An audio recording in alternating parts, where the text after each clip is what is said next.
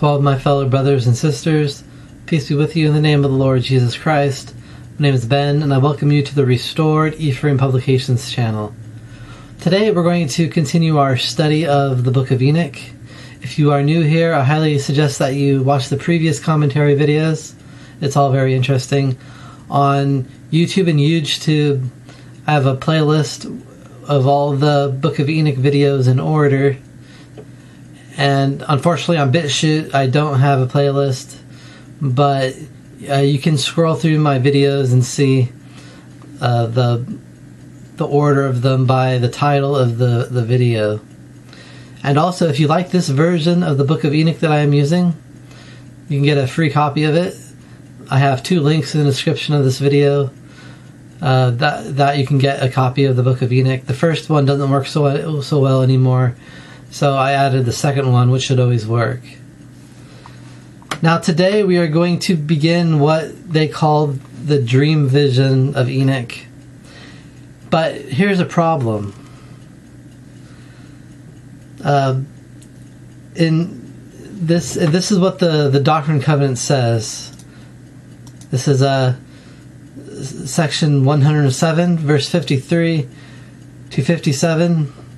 It says, 3 years previous to the death of Adam, he called Seth, Enos, Canaan, Mahalalel, Jared, Enoch, and Methuselah, who were all high priests, with the residue of his posterity, who were righteous, into the valley of Adam on Diamon, and there bestowed upon them his last blessing. And the Lord appeared unto them, and they rose up and blessed Adam, and called him Michael, the prince, the archangel. And the Lord administered comfort unto Adam, and said unto him, I have set thee to be at the head. A multitude of nations shall come of thee, and thou art a prince over them forever. And Adam stood up in the midst of the congregation, and notwithstanding he was bowed down with age, being full of the Holy Ghost, predicted whatsoever should befall his posterity unto the latest generation. These things were all written in the Book of Enoch, and are to be testified of in due time. And so, if this Book of Enoch that we have here is a remnant of the true Book of Enoch, it will have basically the last words of Adam, and also a prophecy of basically the entire history of the world.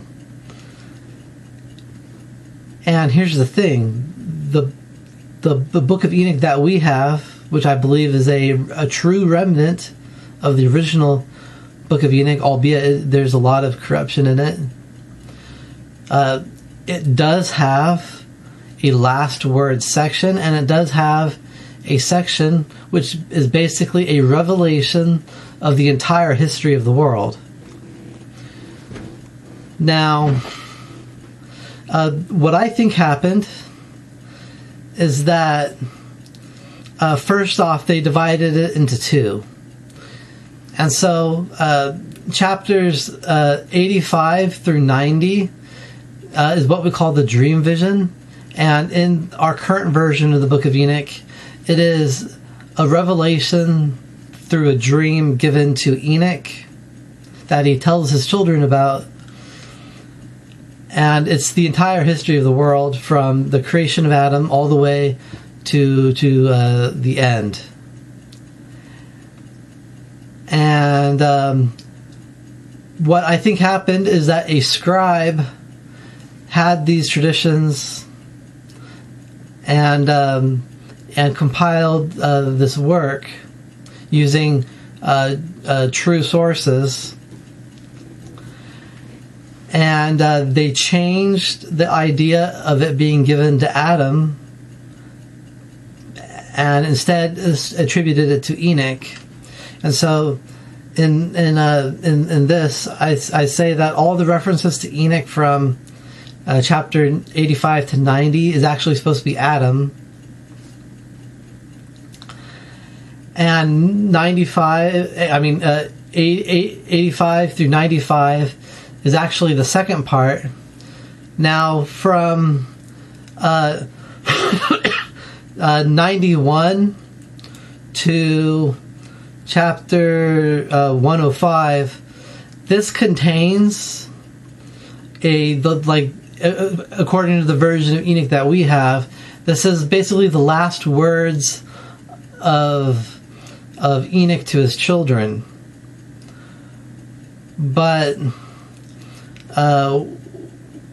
what I think happened here is, again, a scribe altered the form, changing it from Adam into Enoch, because they had this, and they thought that it should be Enoch that was doing it, not Adam, because it's in the Book of Enoch. And I think that the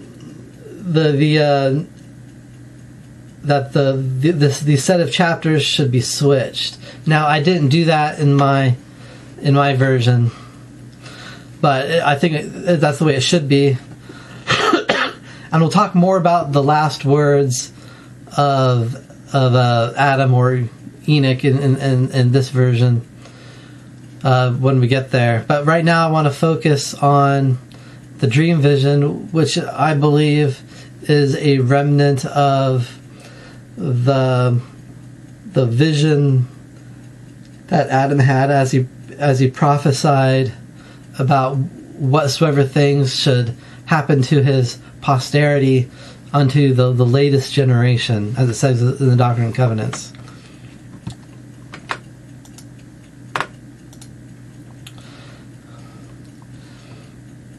So let's go ahead and get started in chapter 85.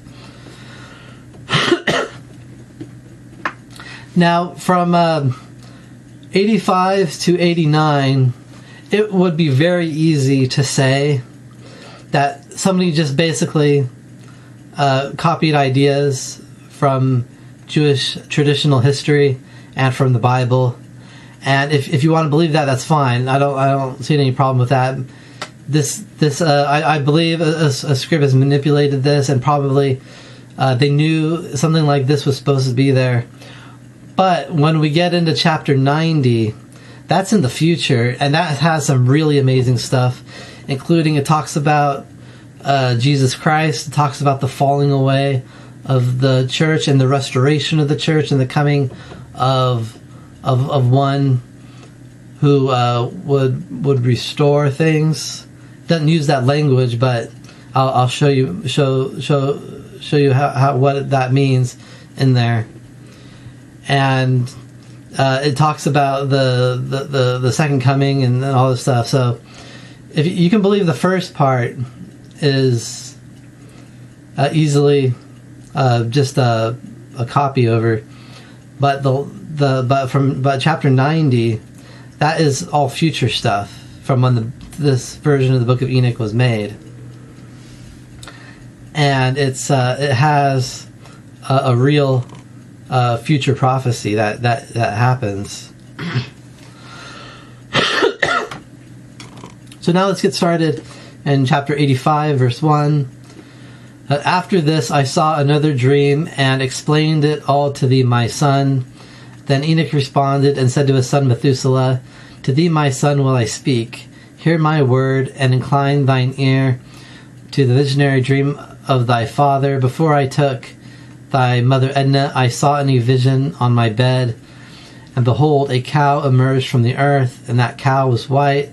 And after it came forth a female heifer, and with it came forth another two calves. One of them was black, and one was red. So again, this first part is clearly something that the scribe created in order to explain the coming vision. And so now we're getting into these animals represent figures in history. This cow that comes out of the earth is obviously Adam, and the female heifer is obviously Eve, and she has two calves. One of them was black and one of them was red. And of course, the black calf obviously represents Cain, and who was marked with blackness, and the red calf represents Abel, who was murdered by his brother. Then it goes on to say, the black calf then gored the red one and pursued it over the earth. From that period I could see nothing more of the red calf. So again, that's Cain murdering his brother Abel. And it says, but the black calf increased in bulk, and a female calf came with him. After this I saw that many cows proceeded forth, resembling him and following after him. So here, this represents Cain and his wife, and it says others, some proceeded forth from them, while others followed after him. And this is interesting in the Book of Enoch, because the Book of Genesis doesn't have an idea of Cain's brethren following after him. But in the Joseph Smith translation of Genesis, which we call the Book of Moses, chapter 5, verse 41, it says, and Cain was shut out from the presence of the Lord, and with his wife and many of his brethren dwelt in the land of Nod on the east of Eden. And so both the Joseph Smith translation of Genesis, or the Book of Moses, and the Book of Enoch also have this idea that it wasn't just Cain and his wife being shut out. There was many of his brethren that followed with him.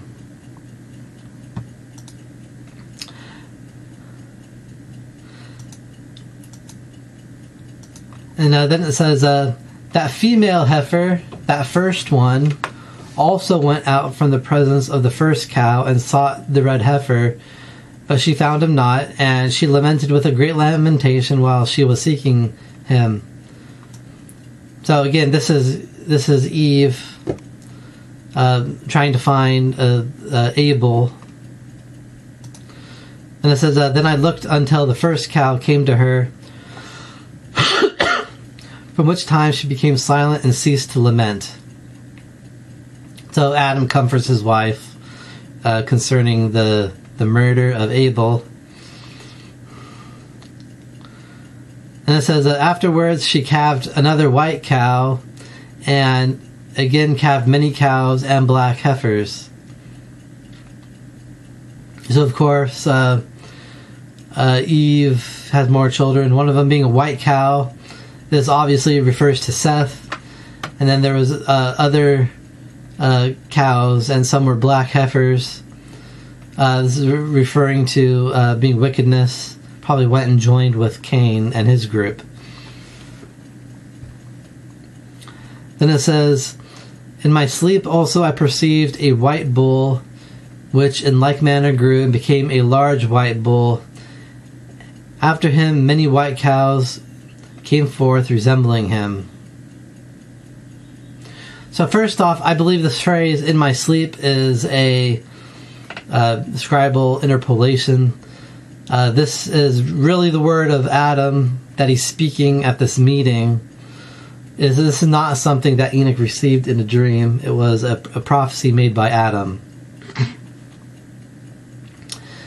And this white bull is likely, it could be referring to Seth, or it could be referring to Enos, both who were righteous and became high priests unto God. And basically they form a righteous community, and they have lots of righteous children. It says, and they began to calve many other white cows which resembled them and followed each other.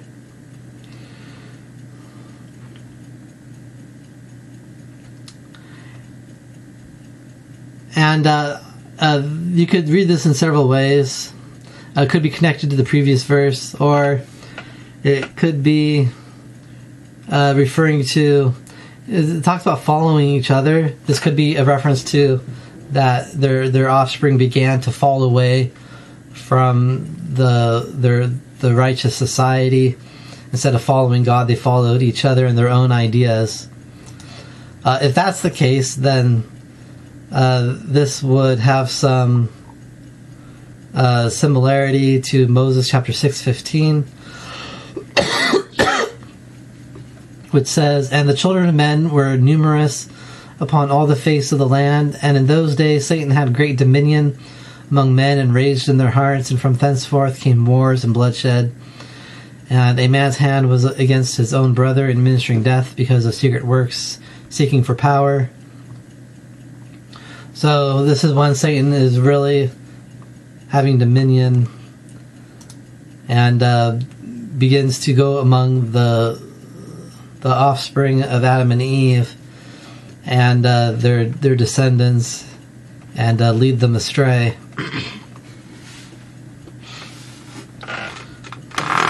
That's the end of chapter 85. Let's move on to 86. It says, "Again I saw with my own eyes as I was sleeping, and saw the lofty heaven, and as I looked, behold, a star fell down from heaven, which being raised up ate and fed among the cows." So this chapter is referring to the idea of that is in Enoch chapter 6 and 7, where the Watchers took wives and gave birth to giants. Now, the Holy Spirit taught me that the way it's written in there is not accurate, and that we should think of the Watchers as being priesthood holders, and the daughters of men are actually referring to the daughters of Cain. And so we can see that corruption of it in here as well. But like I said, I think that this part of the vision is based off of tradition, and so it's not a direct copy. It's something that they knew should be there, so they put it there in the best way that they could think of.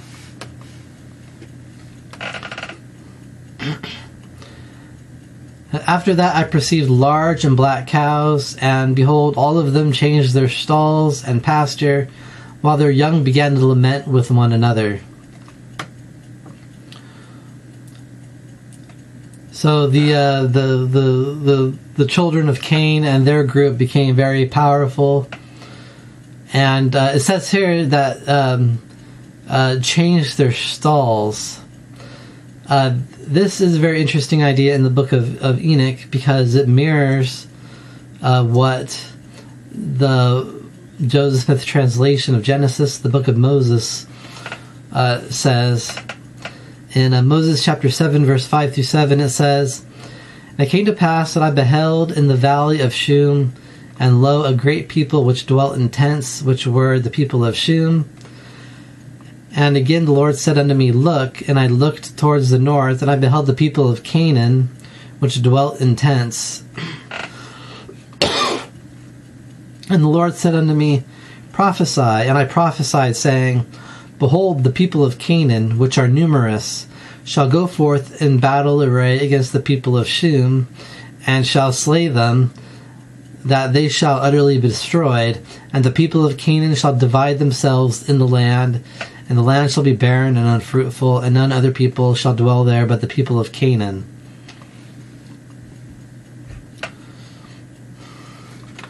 And so, in the Joseph Smith translation,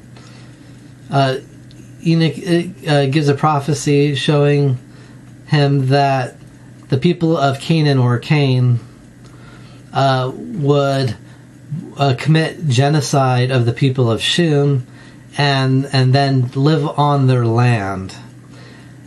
and that he would curse the land that they lived on, so that it became unfruitful.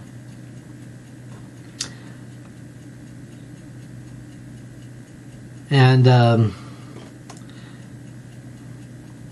we see this idea in the Book of Enoch, with the idea that the black cows changed their stalls, which means it changed the place where they lived. And it doesn't talk about the war here, but we can attribute that to being lost due to scribal corruption.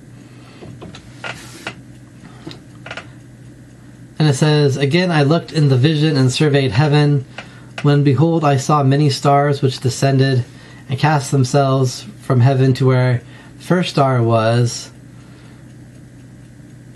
into the midst of those young ones, and they became cows among those calves, and were pastured together with them in their midst. And I looked at them and saw, and behold, they all let out their privy members like horses, and began to approach the heifers of the cows, all of whom became pregnant, and brought forth elephants, camels, and asses." So again, this is now referring to the idea of the watchers taking wives and giving birth to giants, which are and here are reflective of elephants, camels, and asses. And it says, at these all the cows were alarmed and terrified, and began to bite with their teeth, and to devour and to gore with their horns. And they began moreover to devour those cows, and behold, all the children of the earth began to tremble and quake before them, and to flee from them. So this is the idea talked about in the Book of Enoch, where the giants made war against everyone, and began to they first started eating the animals, and when that wasn't enough, then the giants began to eat the people. And in this way, bloodshed began to fill the earth.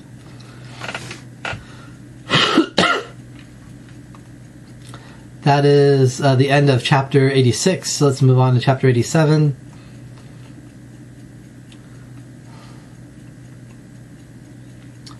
And then it says, "And again I saw how they began to gore each other and to devour each other, and the earth began to cry aloud. Then I raised my eyes a second time towards heaven, and saw in a vision that, behold, there came forth from heaven as it were the likeness of snow-white men.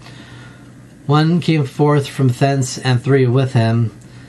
Those three who came forth last seized me by my hand, and took me from the generations of the earth, lifted me up into a high place, and showed me a high tower above the earth, and all the hills were lower. And one said unto me, Remain here until thou perceivest what shall come upon those elephants, camels, and asses, upon the stars, and upon all the cows." So again, the scribes altered this to make it appear as if Enoch was the speaker and the subject. And so this obviously is a corruption. In this section is talking about Enoch. And the four Snow White men that are talking to him, they are the angels that visited Enoch in the previous chapters of the Book of Enoch, and they talk about his journey up into heaven, and possibly the reference to the high tower above the earth, and the hills were lower. This is probably a reference to the city of Enoch, showing a remnant of that idea. And then he's told that he would see what would happen. Like I said, I believe this chapter is just a scribe interpolation, but there are interestings in it where we can kind of see the idea of a city of Enoch, kind of, sort of.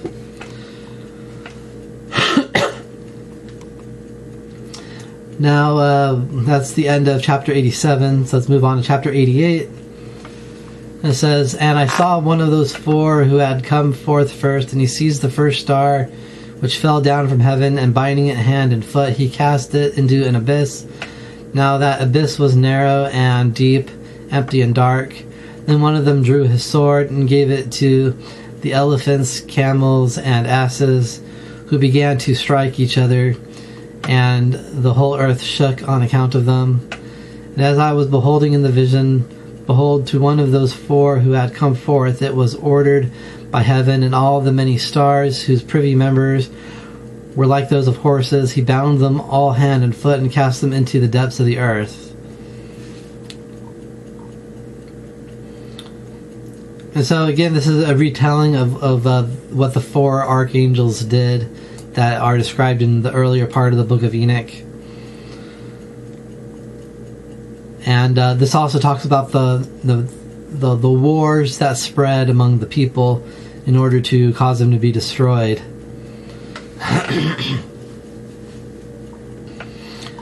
So that is the end of chapter 88. Chapter 89 is kind of long, but there's not too much to talk about. It gets in chapter 89 basically covers from Noah up until like the near the time of Jesus. So let's go ahead and go through this. "Then one of those four went to that white cow and taught him a mystery. He was born a cow, but became a man, and fabricated for himself a large ship in which he dwelt, and 3 cows dwelt with him in that ship which covered them." So this is obviously referring to Noah and his 3 sons. "And I was looking and saw a lofty roof with 7 water torrents thereon, and those torrents flowed with much water into an enclosure. I saw again, and behold, fountains were opened on the surface of that great enclosure, and that water began to swell and rise upon the surface. And I saw that enclosure till all its surface was covered with water, and the water, the darkness, and mist increased upon it. And I looked at the height of the water. The water had risen above the height of that enclosure, and it flowed over that enclosure, and it stood higher than the earth. And everything that was in that enclosure were gathered together until I saw how they sank and were swallowed up and perished in that water. But the ship floated above it. All the cows, the elephants, the camels, and the asses were drowned on the earth, and all the animals, so that I could no longer see them. Neither were they able to get out, but perished and sunk into the deep. And I looked in the vision until those torrents from that lofty roof were removed, and the fountains of the earth were normalized, while other depths were opened, into which the water began to descend, until the dry ground appeared. The ship remained on the earth, the darkness receded, and it became light." So obviously that is talking about the flood and Noah and his 3 sons being saved. And then it says, "Then the white cow and the 3 cows with him came forth from that ship. One of the 3 cows was white, resembling that cow. One of them was red as blood, and one of them was black, and the white cow left them." So this is referring to Shem, Japheth, and Ham. The white cow represents Shem. That is referring to the lineage of the priesthood. Japheth is being described as red blood. This could be a reference to iniquity, but that can be purified and receive the priesthood. And then Ham is being described as a black cow. This is obviously a reference to the fact that he took one of the Canaanite daughters to wife. and had his offspring receive the mark, and as such that lineage could not hold the priesthood. Now, when I talk to people who try to say that the Israelites were black, a lot of them believe in the Ethiopic Bible, which has actually the Book of Enoch in it still, and I point out to them that Christ was, and Israel is descended from the white cow of Noah.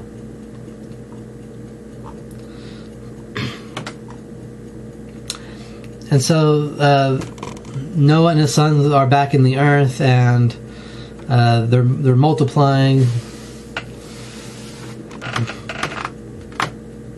It says, then began wild beasts and birds to bring forth.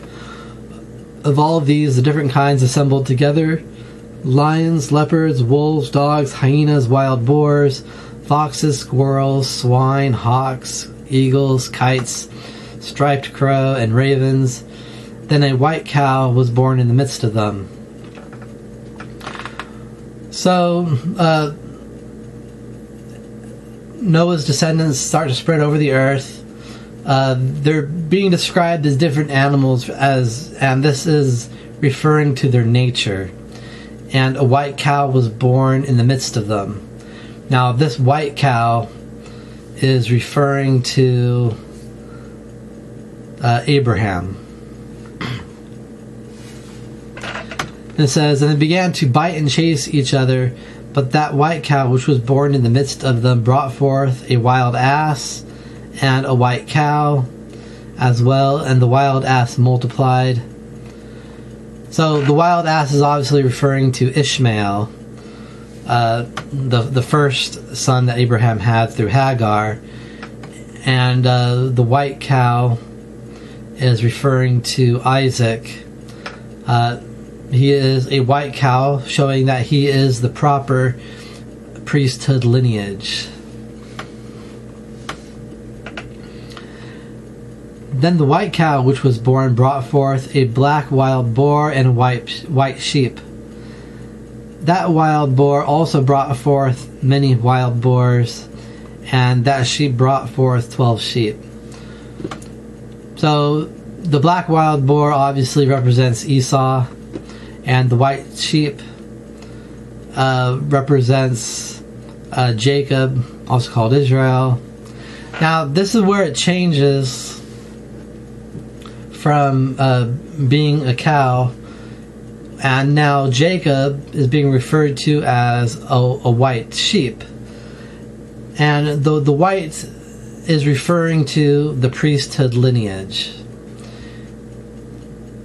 And so Esau was not found worthy to receive the priesthood lineage, and so he's being referred to as a black wild boar. But Jacob receives the priesthood lineage, so he's being described as a white sheep. Now, I believe that the reason why they changed it here to a white sheep is because it would have been around this time when the heavens above us are like a giant clock, and at the creation of the world, or at the fall, basically the first of the year was when the constellation of that we call Taurus now would have been the first month. But after a couple thousand years, it shifted to it being the ram. And that would have occurred around this time. And so that's why I think that they are referring to the lineage now as being a sheep. And that white sheep had 12 sheep. When those 12 sheep grew up, they delivered one of them to the asses, Again, those asses delivered that sheep to the wolves, and he grew up in the midst of them. So obviously this is now talking about the concept of Joseph, who was sold by his brothers to the Ishmaelites, I think. And then the Ishmaelites sold him to Egypt, and Egypt is being referred to as wolves here, and he grew up in the midst of them.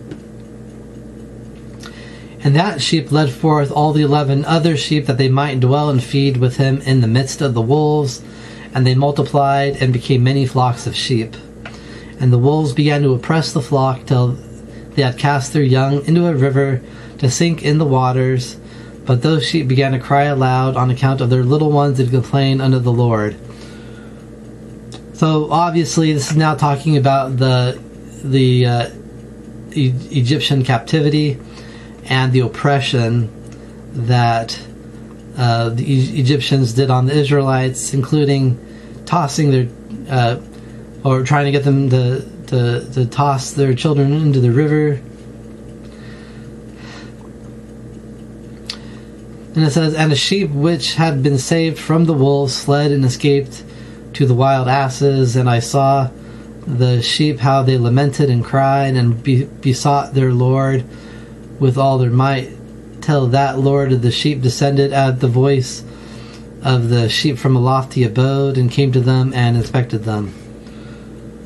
So now obviously this is talking about Moses, how he had to escape from the Egyptians, and he came to dwell among the Midianites. And so that's at the part where we're at now. It says, and he called that sheep which had escaped the wolves, and spake unto him concerning the wolves, that he should admonish them not to touch the sheep. And that sheep went to the wolves according to the word of the Lord. And another sheep met him and went with him, and the two went and entered together into the assembly of those wolves, and spake with them and admonished them not to touch the sheep from thenceforth. And thereupon I saw the wolves, and how they oppressed the sheep exceedingly with all their power, and the sheep cried aloud. And the Lord came to the sheep. He began to strike the wolves, who commenced a grievous lamentation. But the sheep were silent, nor from that time did they cry out. And I saw the sheep till they departed from amongst the wolves. But the eyes of the wolves were blinded, and those wolves departed in pursuit of the sheep with all their power. And the Lord of the sheep went with them as their leader, and all his sheep followed him. And his face was dazzling and glorious and terrible to behold. But the wolves began to pursue those sheep till they reached a pool of water. And that pool of water was divided, and the water stood on this side and on that side, their face on this side and on that before their face. And their Lord led them and placed himself between them and the wolves. And those wolves did not yet see the sheep. They proceeded into the midst of that pool of water, and the wolves followed the sheep and ran after them into that pool of water. And when they saw the Lord of the sheep, they turned to flee before his face. But that pool of water gathered itself together and became as it had been created, and the water swelled and rose till it covered those wolves. I saw all the wolves who pursued those sheep perish and were drowned. So again, this is obviously talking about the Exodus and the miracle of the Red Sea being divided.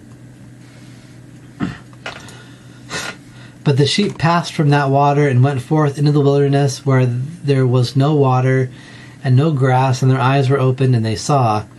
I saw the Lord of the sheep pasturing them and giving them water to drink and grass to eat, and that sheep going and leading them. And that sheep ascended to the summit of that lofty rock, and the Lord of the sheep sent him to them, and they all stood at a distance. And after that I saw the Lord of the sheep, who stood before them, and his appearance was great and terrible and majestic. And all those sheep saw him and were afraid before his face. And they all feared and trembled because of him, and they cried to that sheep with them, which was amongst them, we are not able to stand before our Lord, or to behold him. And that sheep which led them again ascended to the summit of that rock, But the sheep began to be blinded and to wander from the way which he had shown them, but that sheep was not aware of it. So this is obviously talking about Mount Sinai and Moses receiving the tablets and the children of Israel worshiping the golden calf. And the Lord of the sheep was wrathful exceedingly against them, and that sheep discovered it and went down from the summit of the rock and came to the sheep and found the greatest part of them blinded and straying. And those who saw him feared and trembled at his presence and desired to return to their folds. And that sheep took other sheep with him and came to those sheep which had fallen away, slaying them, and the sheep feared his presence. And thus that sheep brought back those sheep that had strayed and brought them back into their folds. And I saw in this vision till that sheep became a man and built a house for the Lord of the sheep and placed all the sheep in that house. And I saw till the sheep which had met that sheep which led them fell asleep. And I saw till all the senior sheep perished and came, and little ones arose in their place, and they came to pasture and approached a stream of water.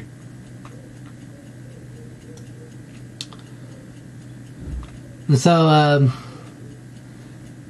this is obviously talking about the creation of the tabernacle.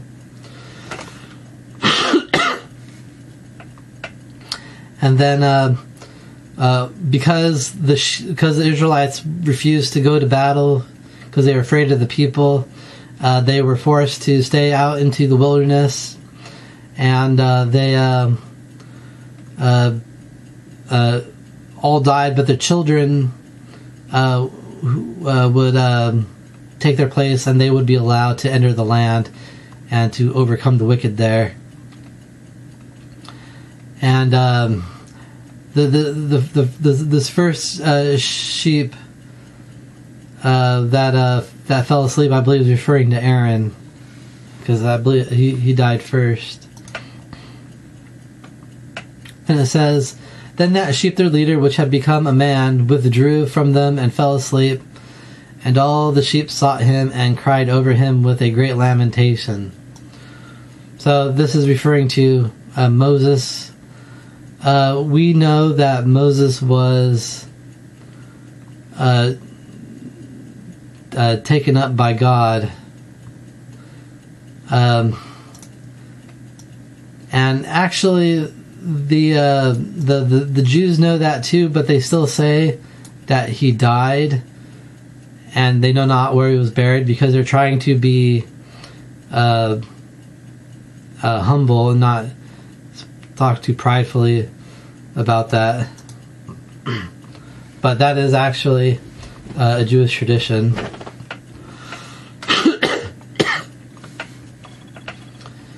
Then it says, "And I kept looking till they quieted down from crying, for that sheep crossed that stream of water, and all the sheep stopped.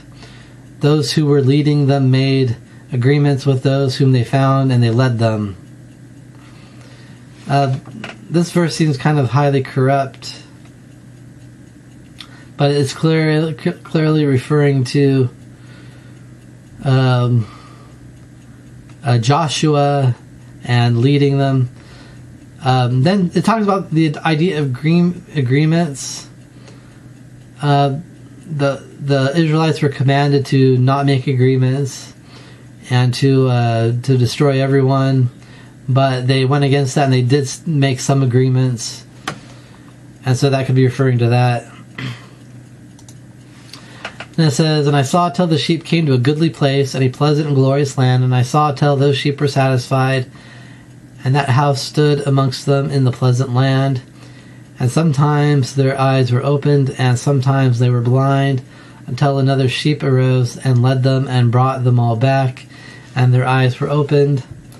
And the dogs and the foxes and the wild boars began to devour those sheep, till the Lord of the sheep raised up another sheep and a ram from their midst."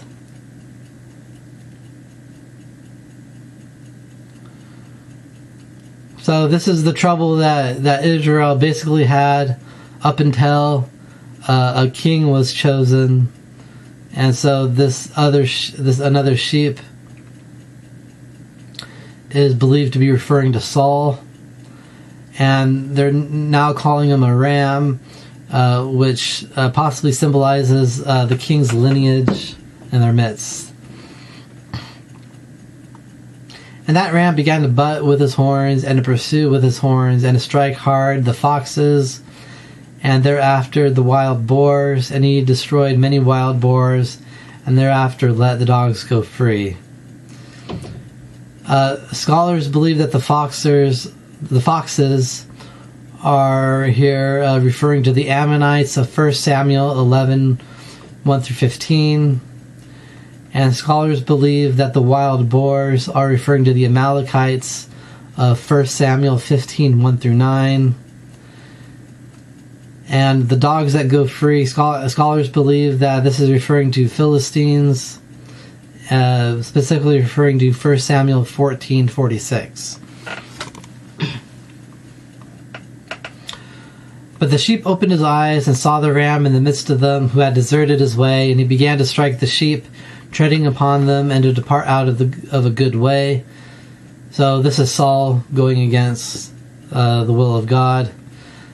Then the Lord of the sheep sent the sheep to another lamb,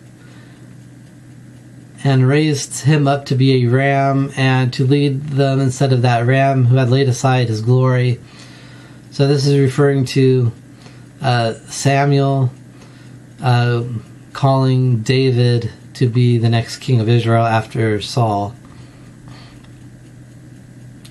Going therefore to him and conversing with him alone, he raised up that ram and made him a judge and leader of the flock. But during all these things, those dogs oppressed the sheep. And the first ram persecuted that latter ram, and that latter ram arose and fled before him. And I saw till those dogs pulled down the first ram. So this is referring to Saul persecuting David, trying to kill him. But then the Philistines killing Saul. And that latter ram arose and led the sheep, and that ram begat many sheep, and fell asleep, and a little sheep became a ram in his place, a judge and leader of those sheep. Now we're talking about Solomon, obviously. And the sheep grew and multiplied, and all the dogs, foxes, and wild boars feared and fled away from him. That ram also struck and killed all the wild beasts, so that they could not again prevail in the midst of the sheep, nor at any time ever snatch them away. Then that house became great and spacious. A lofty building was built upon it for that sheep, as well as a tall and great tower upon it for the Lord of the sheep. That house was low, but the tower was really elevated and lofty. Then the Lord of the sheep stood upon that tower, and they offered a full table before him.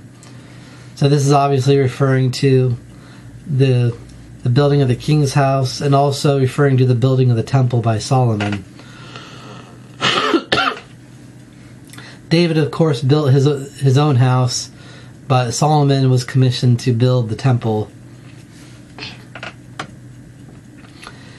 And again I saw that those sheep wandered and went various ways, forsaking that house of his. And the Lord of the sheep called some from among the sheep and sent them to the sheep, but the sheep began to slay them. So now we're at the part where Israel becomes divided into the 10 tribes, and then Judah and Benjamin, and then the 10 tribes turn away from the Lord's house and began to murder the prophets. And of course that was done by the tribe of Judah as well. But the kingdom of Israel was the first. However, one of them was not killed, but escaped alive and fled away. He cried aloud to the sheep, and they wanted to kill him. But the Lord of the sheep rescued him from the sheep, and caused him to ascend to me, and caused him to dwell there. So Scholars tend to say that this person is Elijah, but if we consider this as Adam speaking, we might say that the one that escaped alive could actually be referring to Lehi, and that he was brought to the land where Adam dwelt, and that is why it's talking about him coming up to him in the, and it's referring to that. But you could believe either one; it's fine with me. He sent also many others to them to testify, and with lamentations to exclaim against them. After that I saw that when they forsook the house of the Lord and his tower, they fell away entirely, and their eyes were blinded. And I saw the Lord of the sheep, how he wrought much slaughter amongst them in their herds, till those sheep invited that slaughter, and he handed over his place. He left them in the hands of the lions, leopards, and wolves, hyenas, as well as in the hands of the foxes, and all the wild beasts of the wilderness began to tear those sheep into pieces. And I saw that he forsook their house and their tower, and gave them all into the hands of the lion to tear and devour them, into the hand of all the wild beasts. Then I began to cry out with all my might, imploring the Lord of the sheep, and showing him how the sheep were devoured by all the beasts of prey. But he looked on in silence, rejoicing that they were devoured, swallowed up, and carried off, and leaving them in the power of every beast for food. So this is referring to the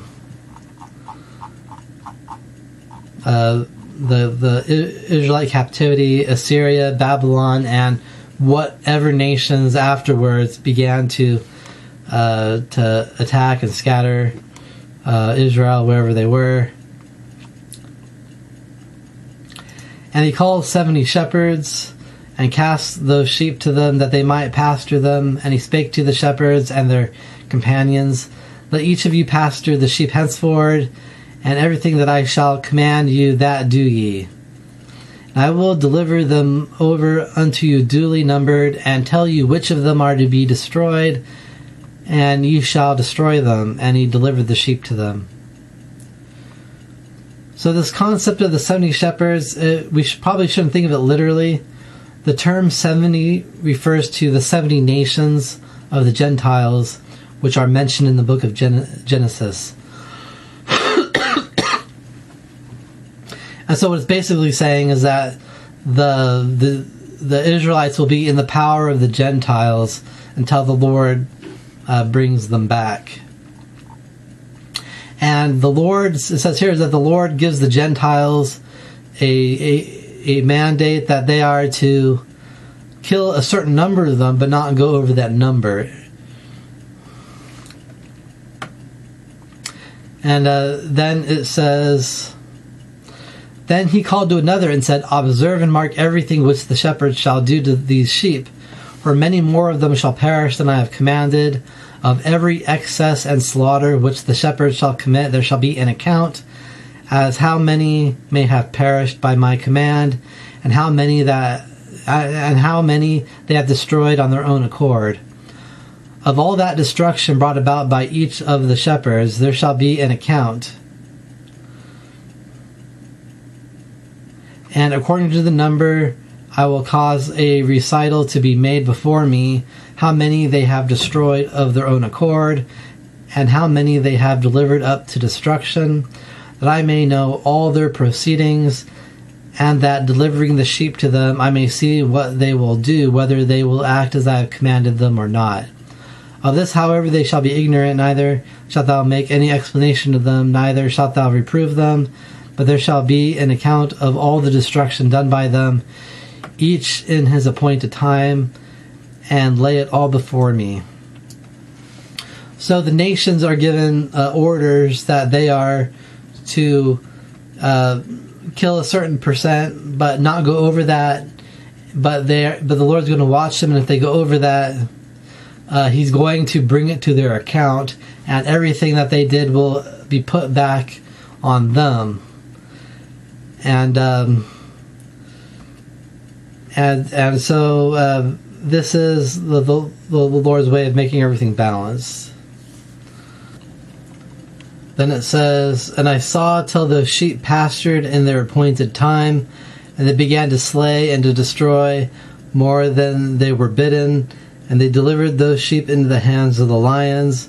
So the lions and the leopards ate and devoured the majority of those sheep. The wild boars also ate along with them. Then they burned that tower and demolished that house.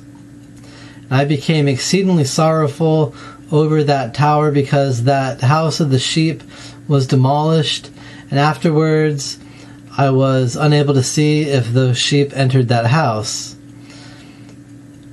And the shepherds and their companions delivered over those sheep to all the wild beasts to devour them, and each one of them received in his time a definite number. It was written by the other in a book, how many each one of them destroyed of them."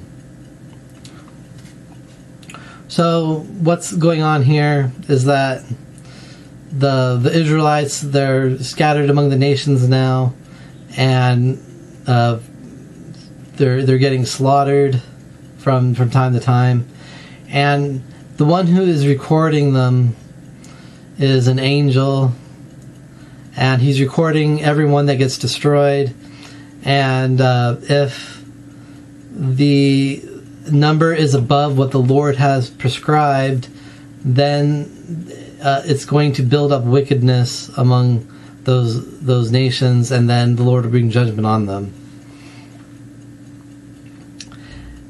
"And each one slew and destroyed many more than was prescribed, and I began to weep and lament on account of those sheep. And thus in the vision I saw the one who wrote, how he wrote down every one that was destroyed by those shepherds day by day, even everything that they had done, and all that each one of them had made away with, and all that they had given over to destruction. And the book was read before the Lord of the sheep, and he took the book from his hand, and read it, and sealed it and laid it down. And forthwith I saw how the shepherds pastured for 12 hours, and behold, 3 of those sheep turned back and came and entered and began to build up all that had fallen down of that house. But the wild boars came and tried to hinder them, but they were not able." So these 3 sheep now are referring to Zerubbabel and Joshua and Nehemiah. These 3 return to Jerusalem from Persia and begin the process of rebuilding the city and the temple. And the wild boars are referring to the Samaritans, which are the descendants of Israelites that weren't carried into captivity, along with the colonists that Assyria sent into the area, and they kind of merged together. And they're now called the Samaritans. And they began to build as before, and they reared up that tower, and it was named the High Tower. And they began again to place a table before the tower, but all the bread on it was polluted and not pure. So I believe that this concept is that the Jews were trying to keep their religion, but they couldn't understand it correctly. And so even though they were offering offerings to the Lord, it wasn't done correctly, and so it's not in the way that the Lord intended it. And that would be they're supposed to think of their offerings as representing the atonement that Jesus Christ made for us, but they changed it from that to being our sinful natures are destroyed, and that pollutes the meaning of the offering. Then it says, "And as touching all this, the eyes of the sheep were blinded, so they saw not, and the eyes of their shepherds likewise. And they delivered them in large numbers to their shepherds for destruction, and they trampled the sheep with their feet and devoured them.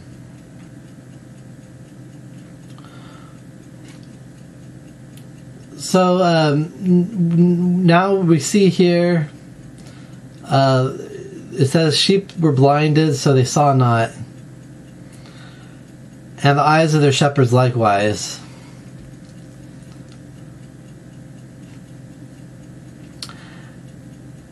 And these sheep that are blinded are possibly referring to the Sadducees. The Sadducees were mostly a priestly class, and they had some good ideas. They had a lot of really bad ideas.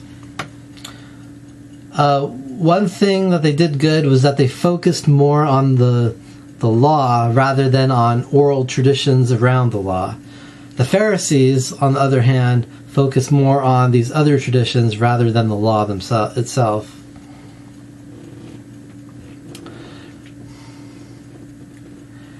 And this says that, and they delivered them in large numbers to their shepherds for destruction, and they trampled the sheep with their feet and devoured them.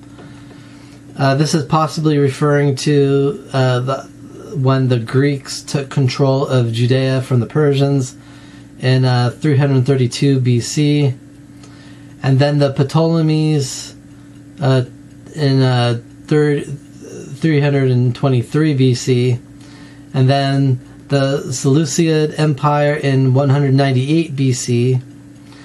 In 167 BC, the Seleucid king Antiochus IV invaded Judea, broke into the temple, and stripped it of money and other holy objects, and forced Jews to abandon the law of God in favor of Greek society. This led to the Maccabean revolt. And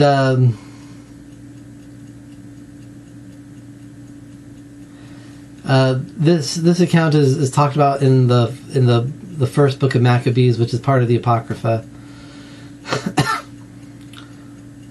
But out of this movement of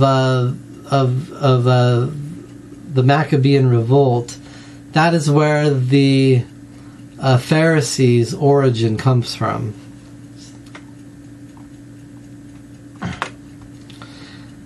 And it says, and the Lord of the sheep remained unmoved till all the sheep were dispersed over the field and mingled with them, and they could not be rescued from out of the hands of the beasts. So this is referring to the first Greek dispersion. And so what happened is that a lot of Jewish families moved out into Greek areas, and in this way, that's why at the time of Christ there was so many Greek, Jewish areas in Greek cities or Asia Minor. And in Egypt, they were scattered all over the region through the Greeks. And the apostles would go to the Jews first, and once the Jews rejected them, then whatever Jews converted, they took that and then went to the Gentiles in the city to preach.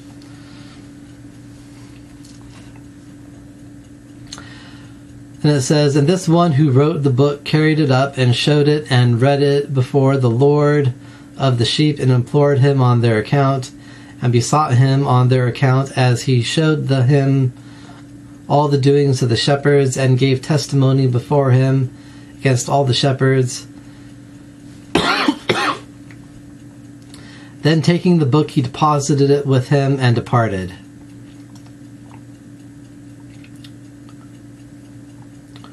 So this is the end of chapter 89. Chapter 90 is also long, and it starts basically from the Roman period all the way to after the Second Coming. And so we're going to cover that in the next video. Didn't intend for this video to be this long, but I did want to cover this whole section in one sitting. There